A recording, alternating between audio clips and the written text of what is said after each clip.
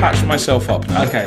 Well, welcome to Fandom's World, Trench Run, the weekly game show where we cover what's going on in the world of comics, movies, TV shows, and games.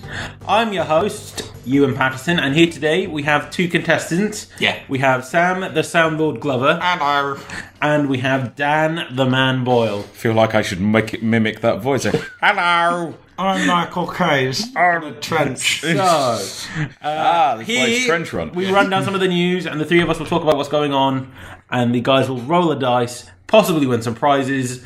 So let's see what we could potentially be talking about.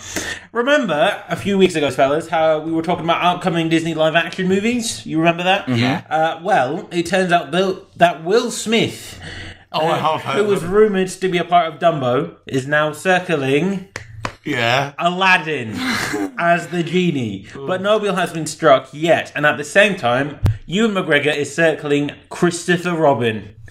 Who he will be in Christopher Robin, we do not know. Presumably, Christopher Robin. Ewan McGregor. Ewan McGregor. He could be Pooh. But we'll move on. Anyway, 20th Century Fox dropped some big release dates. Deadpool 2 is aiming for a June the 1st, 2018 release date. New Mutants on April 13th, 2018. Dark Phoenix will be coming in November 2nd of 2018. And the other bit of news we got, which is my favourite, Avatar 2 has yet again been pushed to 2020. Crying out loud. With Avatar 2 in 2021, Avatar 4 in 2024, and the final part of, I can't believe I'm saying this, the Avatar series, Avatar 5 in 2025. In CW news, we have learned that General Zod will appear in Supergirl Season 2 finale, played by Mark Gibbon, who, if you do not know him, he's the hick that crashes a beer bottle over Superman's head in Man of Steel.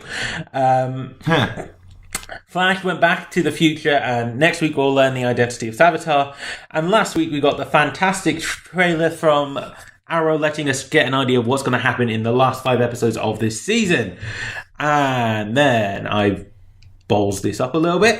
Have you guys, just a quick question, have you guys ever wanted to visit Metropolis? Or get spooked in Gotham? I don't think I'd want to visit Gotham. Well, now you can in a few years when you visit the new Warner Brothers amusement park in Abu Dhabi. Why in Abu Dhabi? I have no idea. Doctor Who has been back on air for the last 2 weeks. Yeah. And we've seen the Doctor and his new companion come together in The Pilot and Smile. And we'll see them travel to the past on thin ice. Jeff Goldblum's Dr. Ian Malcolm will return to Jurassic World's sequel. How much screen time he will get, we don't know, but you can never go wrong with a bit of Goldblum. And then finally, Marvel and Capcom have released a trailer for Marvel vs. Capcom Infinite, which sees the heroes of both worlds teaming up to take down Ultron Sigma. So, the rules are very simple here, guys. You roll a dice, whatever number it lands on, we will talk about that topic. Because there are 7 topics today, if you roll an 8, you will lose all your prizes. No. Can't I just lose all of Sam's prizes? Oh. I mean, you will lose all prizes on the board. Wipe out. No, I want my prizes. I won them. So. You haven't won them yet. Roll the dice, boy. So, roll the dice, Dan. Let's see what we can get. 4! Oh, so we're going to talk about Metropolis. Yes. This is it. It sounds fun. It sounds like a genuinely interesting thing, but just kind of Abu Dhabi. It makes sense because they're the very eccentric of this kind of theme park stuff. It's going to be like a part of a wider thing. There's like a couple of other themed lands that they're going to do, but I just find Metropolis and Gotham to be an odd choice for the Abu Dhabi one. It sounds fun. I would love to wander. I would love to wander around them. It's basically kind of, I suppose, if you had a theme park in somewhere like New York and went, hey, we're building Metropolis. Just like, yeah, whatever. Yeah, I'd rather get a free ticket and wander around New York. So I suppose if there's a big cultural change, then that kind of style would be interesting. But see, the thing that I'd like, which they probably won't be able to do, is during the day it's Metropolis, and then say like 6 o'clock at night when it starts to get dark, everything turns around and it becomes Gotham. That could be cool. But again, you can't really have a daytime Gotham. That's not where you kind of bit of a rip-off. So that would be my thing. What do you think, Dan? I don't see the point. Yeah. I don't see the... yeah, it's a fun idea to walk around Gotham, but at the same time, it's just a city. The exciting stuff is what happens inside the city. I mean... there's going to be some poor guy dressed up as Batman in a rubber suit in the middle of, the day.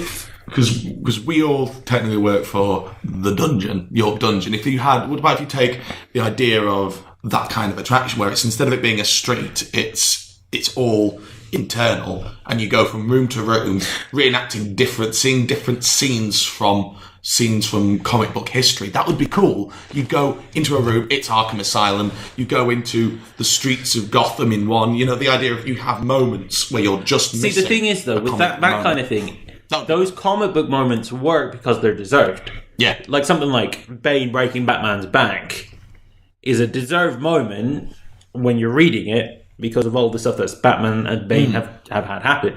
Out of context, it's just like, it's a thing. But just imagine if you actually could go through Arkham Asylum whilst the Joker was taking it over. Yeah, that would be cool. That would be amazing. That would be. I would go to that attraction. That kind of sounds Asylum, like what they did at the Doctor Who experience. Because they did this own little story where the Doctor is guiding you, he's stuck inside the Pandora cup. And then the Joker took it over. And then he's just guiding you through the whole thing. And you get to see Daleks and Cybermen and Weeping Angels. And bless you! By the way, Dan, for that one, yes, you won an all-expense trip to go see Metropolis and Gotham at the Abu Dhabi. Oh, but I didn't want that. We've just established I don't want that. Okay, so next roll, Sam, it's your turn. Oh, I got a 4 again. A 4. I already have that prize. Yeah, so roll again, Sam. What have we got? 2. Okay, we're going to talk about 20th Century Fox dropping all that release date news. So we've got Deadpool 2 coming in June of 2018. Deadpool 2, yeah. New Mutants in April 13th. Of 2018, and Dark Phoenix in November 2nd. And instead of Avatar 2, I'll give you a new one, because you don't want to really talk about Avatar. Avatar 2 is a non-entity. So instead of talking about that, do you think Avatar The Last Airbender would be a better film or a Netflix series as live action? That's the other thing I'm going to throw in there. That's a nice wild card. So the X-Men stuff, I was interested. It's sad that it's not connected to the Marvel Universe. That would have been a fun thing to hear, but hey, Deadpool managed to keep the X-Men franchise afloat, which is good and bad. But so I'm looking forward to that. Dark Phoenix could be fun. Sophie Turner's coming back for that one as well. So that'll be interesting. I don't know if that's the next official X-Men film with Bryan Singer, but it's probably going to be that. But I just... Can Bryan Singer leave it alone already? Yeah. I know I'm not the first person to say that. Oh, topical joke. But apparently he's going to be doing 50,000 Leagues Under the Sea or something soon. It should be 50,000 Leagues Under the Sea. Yeah, I agree with that. But yeah, X-Men at the moment, I'm just like, yeah, that's a thing. Yeah, so it's going the way of Avatar to me. The idea of it's becoming a non-entity. Yeah. What about you, Dan? What do you think? I don't think. You don't think? Okay. On the other side, Avatar. Yes, Netflix. Definitely a Netflix thing. I would love to see it as a Netflix live action. You see, I don't want to see it as a Netflix live action, because if I want to see a TV series of Avatar Last Airbender, I'll just watch Avatar The Last Airbender. But I mean... I'd quite like to see a movie, but I don't want to see...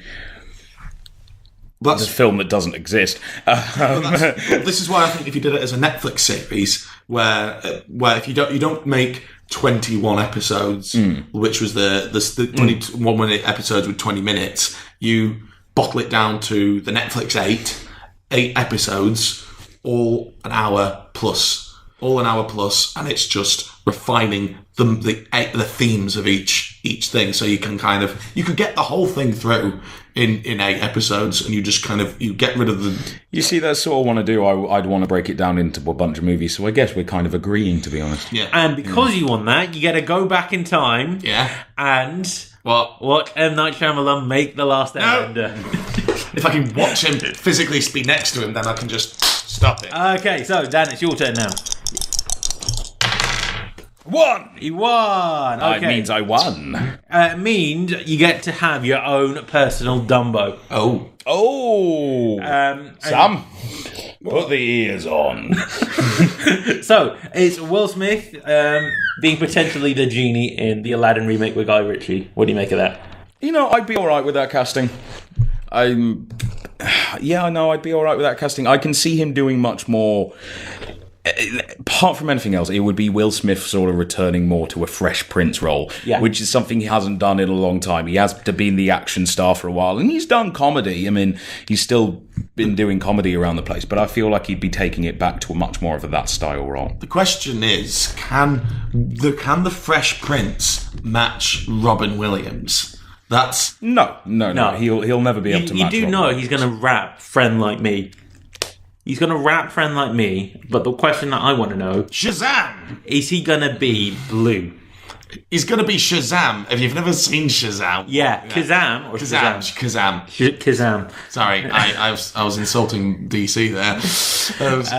Kazam. He's going to be... Because that's what he's going to look He's going to be very charismatic, and he's going to be the star that will probably sell this movie. But how will it... That's what I'm trying to think, because Robin Williams was a nice breath of fresh air in the Aladdin thing. How will that translate to Will Smith? And I'm not saying that he's not a wonderful, charismatic stallion that he is, because he is. I've just finished watching the entirety of The Fresh Prince again, and that was really fun. And I'm halfway through it. It's amazing, isn't it? It's, but do you think that will work? Do you think that will work in the Disney-fied world? I'm hoping it's not going to be a clash of themes. I think he's going to be a decent fit, actually, as the genie. Because you don't want somebody going back and replicating Robin Williams. No. Because you know quite a lot of the comics would go back and do it. Because Will isn't necessarily a comic.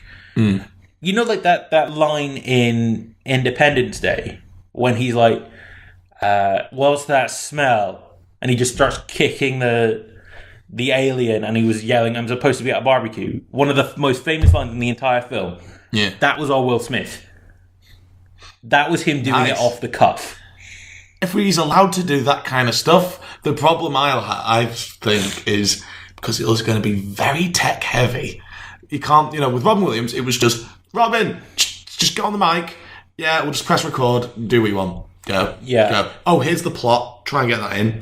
And that's basically how they pretty much recorded it. Yeah. With Will Smith, it's, okay, here's all these ping pong balls. Don't wait, improv. Don't, no, not now. We need you to do this. Don't, but what? No, it's just going to be very... Yeah. I mean, we can only wait and see. I think that's as much as we've got. So, What do I win?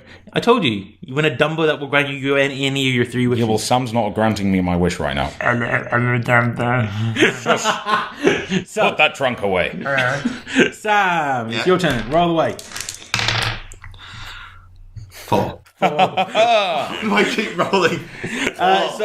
Because you rolled 4 twice now, you lost your prize. I know.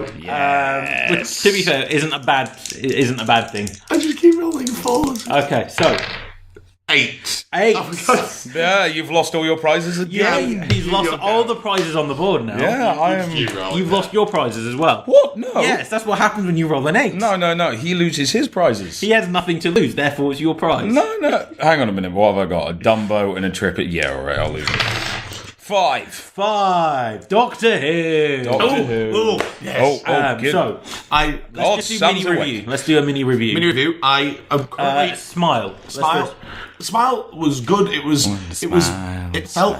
felt back to form in the sense of this is an episode I feel like I've seen before. Yeah. It's very feel like they got essences of New Earth. It feels in continuity. It's very Russell T Davies, which is nice. It doesn't feel nearly as convoluted. There were nice nods to the past, but it was just it introduced the character, it did what it had to, and it didn't make a big deal about the character being gay, which is what I liked. I have a question though. When I watched it on BBC iPlayer, it kind of felt like it just started without any introduction or anything. It just kind of Yeah, that's how it started when it... Oh, it genuinely did. Yeah. Them having a conversation with the TARDIS. There was no. Oh, no, you skipped a bit. Because when I was. Because it starts with Nardole, Matt Lucas, bringing her in. Okay. So I think you might have missed a bit. Cool, I just wanted to confirm that because there was. It just cut. And then. That's 5 minutes. Smile.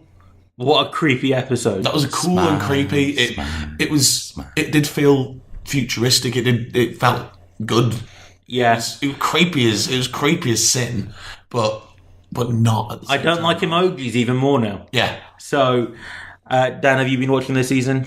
I have not, unfortunately. Are you going to be watching this season? At some point, yeah, I will. Okay. I will get up to date with it. Yeah, I'm not sure if I've ever mentioned it already on this, but when we talked about saying, "Oh, Bill is a girl, it's a lesbian," Yeah. and I've come up with a theory why, and I think it actually makes a lot of sense now that I've actually seen the pilot, and it's the reason why that was a big commotion. I think I've stated is because it's more of an internal decision than an external decision, and it's because my answer is this isn't the first gay assistant. We've had several gay assistants in the past, so why is this a big thing? And the answer is because Bill was written as a dude. Look at the script; it's clear that it was written to be cast as a man. You know, I love that they chose. The beautiful bit is that William Hartnell, First Doctor, was nicknamed Bill. Yeah. His wife was called Heather. Heather is the name of the person that keeps chasing after Bill in this entire episode. So I thought that was a nice little nod. That was lovely. To Bill Hartnell. So, for that, Yes. who rolled it? It was I rolled it. You get your own personal Dalek. I'm all right with that. I am going to go exterminate some people. So, Sam, it's your turn. You have to roll a 7, or a 6, or a 3. Oh, we talked about 3, didn't we? No, we did. We haven't talked about Oh, that was just wishful thinking. No. We got a 4. 4. I wish this was a joke. I think at this point you're going to start owing Dan. Yeah, money. don't take my Dalek away from me. Come on. So, I want a little pet Dalek. alright, roll again. Roll again, Sam. I'm going to do it on a D4. All right. And You're going to get 4 again. 1 or 4. Because, Well, no, you have to get a 3 on that. God. You got a 4. This is what happens when you roll a d4. You've got a 1 in 4 chance that you'll get a 4. You know what? I'm going to take your go for you, Sam. Yeah. And I'm going to take your prize as well. Because I rolled a 4. We're not making this up. No, this is starting to annoy me now. Okay, let's just... Okay, we've lost. We've clearly lost. Try rolling the d3. Okay, D3. 4! How? 3. Okay, so General Zod being a Supergirl, possibly learning the identity of Savitar, and the Team Arrow going after Since we Prometheus. kind of didn't roll this one, you answer it again. Yeah, you talk about this one. Well, let's be honest, I always do. But I want the prize still. Yeah, well, the prize is an exclusive date with Savitar, the god of speed, inside the Speed Force. This will be quick. Yeah, it won't last long. So, Savitar, we saw future Barry Allen. He's an emo, let's put it that way. Tobey Maguire, basically. No, it's like the full-on hair down in front of the face kind of emo. Surely they're just getting away while you're running really quick. And then this episode was all about future Barry getting his mojo back. Arrow, oh my god, things are starting to actually matter. And it seems like Deathstroke actually teams up with Oliver and General Zod. I think we might see the death of Superman and Supergirl. Oh. So Again. But probably done better this time. Topical. So, move on. We've only got 1 left. So. No, we've got 2 left. We've got 2 6 left. and 7. We've got 6 and 7. If you roll a 4, I will kill you. I'm not trying to roll. We're both doing it now. That was now we wanted a 6. Look, it was a 6. It's a 6. So Jeff Goldblum's Ian Malcolm returning to Jurassic World. Why wasn't he in the first one? You know what? You could have put him in perfectly in the first movie. You know, just kind of like, oh no, not this again. no, not that. I would have had him. Oh God, what's his name? That American guy who's Jimmy Fallon. Yeah, Jimmy Fallon. He had a little cameo where he was talking about the things. Why wasn't that Jeff Goldblum's Doctor? That's where you should have put him in. I don't see. I mean, I'm looking forward to Ian Malcolm coming back. What do you want to bet he'll go? Must go faster. Must go faster. Must go faster. At some point in the entire film, and being shirtless. Yeah, he will be shirtless. We're just doing like that really awkward. He's gonna do the ripple effect thing as well, but it's gonna look really convoluted. I bet he's just gonna do it like he's like Jeff Goldblum's just wanting to. Can I just do the drip thing? But no, you can't. Just eat your soup. It's just gonna be there like a bowl of soup. Just go, look, it ripples. It ripples. Because he'll be pathetic. So for that 6, you got a special trip. Riding on a T-Rex with Dr. Ian Malcolm, Jeff Goldblum. Yeah. Is he shirtless? Yes, he is shirtless. It's going to be a shirtless off with him and Chris Pratt. Oh, yeah, Chris Pratt is on the T-Rex as well. Okay, that's fine. I can chat. Oh, no. Chris Pratt is the T-Rex. So, Dan. Oh, I have to get a 7. So we're going into the dead final now. All right. So both pick up a dice, both roll it. Whoever rolls a 7 why did I pick will win all the prizes on the board, and it's Dan. Yes. I got collectively... You got 9. Yeah. You got 9. So, Dan. Yep, I win everything. I got my Dalek back. You win everything that has ever been on the show today. Including Ewen. No, not including Ewen. Is Ewen not a prize? No. I thought Ewen was a prize. No.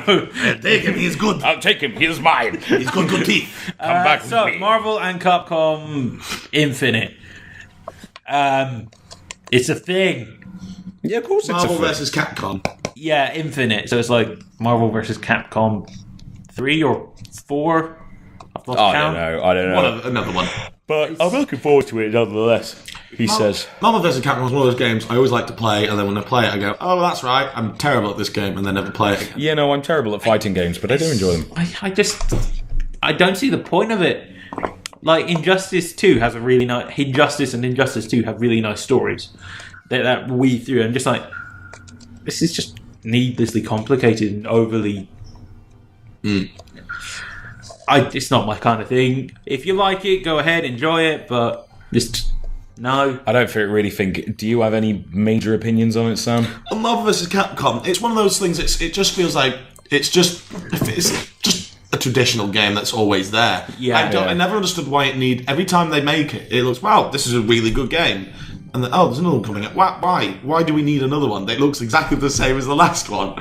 And is this one changing in any way from the 2D side-scroll arcadey type? I think it's like the Capcom 3 with the 3D, but they don't look like the characters that they're based on.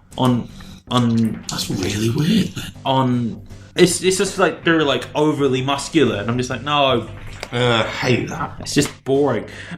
So that's it for this episode. As always, have fun. Dan's gonna go home, enjoy his prizes, ride on his tiny Dalek. Dalek. Does it take orders? Yes. Dalek, attack Sam. Attacking Sam. Attack Sam. Exterminate him. Exterminate! Oh my god, you killed Sam! Again! Thanks for that. the additional sound effect after that's a goodbye from me. It's a goodbye from what's left of Sam. And that's a goodbye from Dan. Nope, good riddance. Okay. See you later, guys. Bye!